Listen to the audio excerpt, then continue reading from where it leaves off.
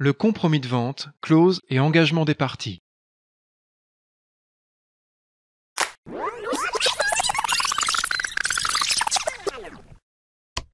Dans la chronologie de la transmission d'un fonds de commerce, le compromis de vente est une phase préalable à l'acte de cession définitif. En réalité, vous pouvez sauter l'étape du compromis et passer directement à la vente. Mais l'avantage du compromis est qu'en amont du projet, que vous soyez cédant ou repreneur, il vous informe sans équivoque de toutes les modalités de transmission.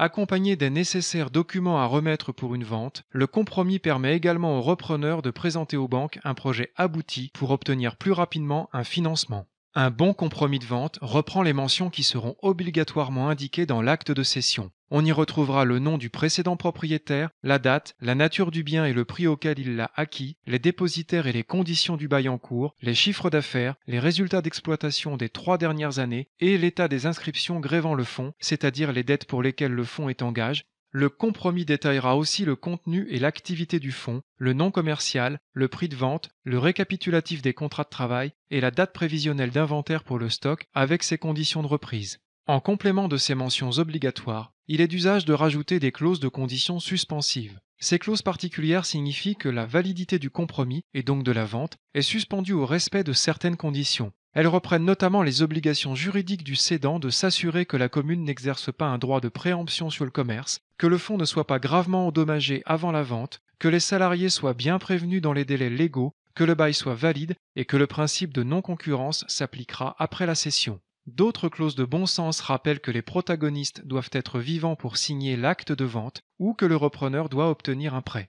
À ce stade, il est important pour le cédant de s'assurer que l'acquéreur dispose bien des apports personnels suffisants pour reprendre l'entreprise. Il est donc d'usage que ce dernier verse un acompte de 5 à 10% du prix de vente. C'est une sorte d'avance. Une fois signé, le compromis a une durée de vie moyenne de 2 à 3 mois, pendant lesquels le cédant réserve exclusivement la vente à l'acquéreur choisi. Les obligations du repreneur consistent alors à effectuer de bonne foi toutes les démarches qui lui permettront de reprendre le fonds et notamment d'obtenir le financement. Cette notion de bonne foi est très importante. Si le repreneur obtient un accord bancaire définitif, la vente est scellée. En revanche, s'il n'arrive pas à obtenir de financement, le repreneur devra prouver qu'il a effectué ses démarches de bonne foi, sinon il devra verser au cédant une indemnité souvent égale à 10% du prix de vente. Cette indemnité sert à compenser le temps perdu pour le cédant, mais généralement, la bonne foi du repreneur est acquise lorsqu'il a obtenu 3 réponses négatives de banque. D'autres clauses optionnelles sont possibles et peuvent être rédigées sur mesure en fonction du projet. On peut éventuellement poser comme préalable à une vente la réalisation d'un diagnostic technique, la prise en charge de travaux par le cédant, la mise aux normes d'un local ou l'obligation pour le repreneur de suivre une formation comme le permis d'exploitation pour la vente d'alcool, une formation hygiène pour les métiers de bouche ou autre.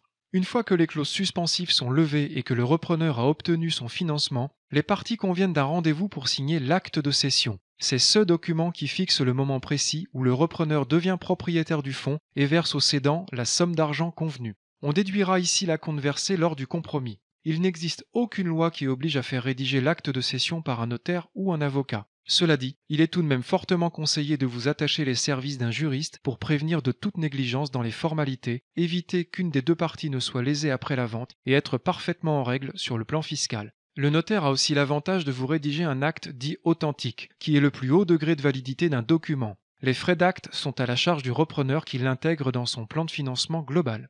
Enfin, le cédant percevra son dû après un délai de séquestre. Le temps d'attente est d'environ 6 mois, après quoi le cédant perçoit la somme d'argent.